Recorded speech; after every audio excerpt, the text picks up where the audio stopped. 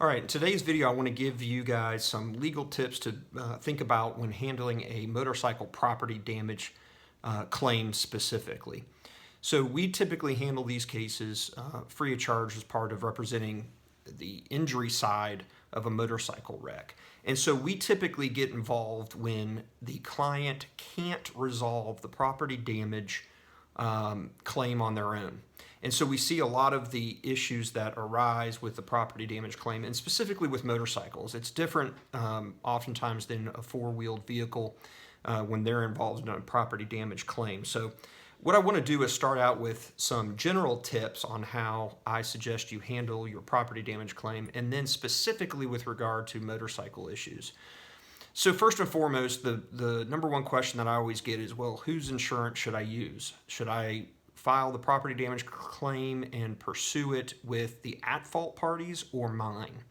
And that question is a difficult one because you can do either. But I always suggest, look, give a week or two to try to work with the at-fault party's insurance company. See if they're going to treat you right. The reason I say that is because it can save you some money up front. If you go with your insurance, you're going to have a deductible that you're going to have to pay, and then you're going to have to wait 6 months or more for your insurance company to go after the at-fault insurance and get your deductible back. So you'll be out that money going with your insurance company. So try the at-fault parties first, see if they're going to treat you fairly. And what I mean by that is they're going to respond to you quickly, they're going to get out and look at the vehicle, decide whether it's a total loss or not, and then work with you on a proper valuation. If at any time you're not getting phone calls back, it's been a week or two, they haven't gone out and looked at the vehicle, and you can't wait any longer, then switch to yours and move forward, and it'll go much smoother. And then it's worth losing that deductible payment for now. So that's number one. Number two is, what do you have a right to? Well, obviously, if it's repairable, you have a right to the full repair with actual OEM parts. So be careful there. Don't allow them to use used parts to save money. Make sure they're using OEM. You can use your repair shop. You don't have to go with one of theirs. So if you've got somebody that you prefer, go with them. If it's a total loss, what you have a right to is the exact market value of that bike 1 second before you lost it and it was damaged in the wreck. So you take it as it is in its condition with the mileage that it had on it and the year and make of the vehicle and what you could have sold it to your neighbor. And that's what you want to do. You want to use the full value. You don't want trade-in value, any of those lower valuations. You want that full number out in the marketplace. So that's what you have a right to. So now specifically, let's talk about motorcycle property damage. Here's what I see happening that's very difficult. Adjusters are not used to motorcycle property damage claims. So they are not experts on motorcycles. They don't understand, therefore, when you add custom parts, when it's a custom bike, they don't understand valuation. Okay, they plug it into a little formula and it spits out a number. It's much more difficult with a bike than with a four-wheel vehicle that they see every single day. So the variations in the valuation they come up with can be much greater than when you're dealing with a four-wheeled vehicle and property damage there. So things to be thinking of in that regard. Anytime you're adding custom parts to your bike, keep the receipts. That's the best way to show the added value that you're adding to your bike in a quick and easy format. Create a file, sock it away.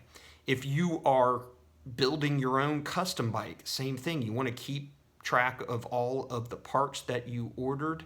That way, between buying the salvage bike, whether it's just the frame or you're buying a full bike and you're just making certain custom repairs and changes to it, you want to keep all the receipts of that, okay?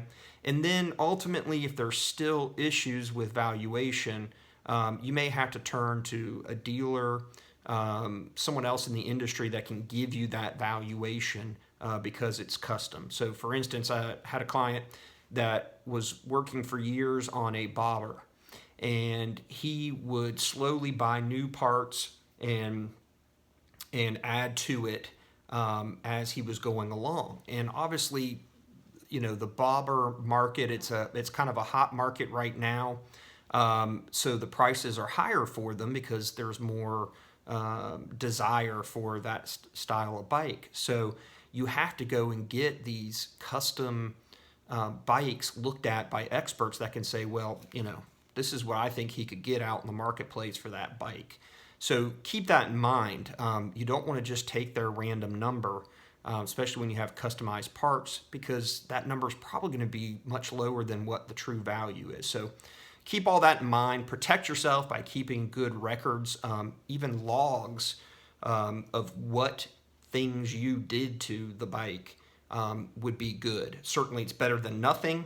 If you don't have receipts for parts, at least having a log of what you did and when is very valuable. Having both is even better. May be able to save the cost of hiring someone to come look at the bike and give you their opinion. So just some food for thought. It is a little bit different out there with a property damage claim regarding a motorcycle wreck in your motorcycle than your typical four-wheeled vehicle wreck. I hope this helps. Pass it along. If you got any buddies, riding friends that are in a wreck and having trouble with their property damage, keep these tips in mind. Certainly if you are involved in one, I'd hate to hear it, but at least you'll have this to reference when you go to work on your property damage claim. Comment below.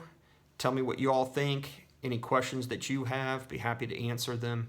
And thanks for watching this video.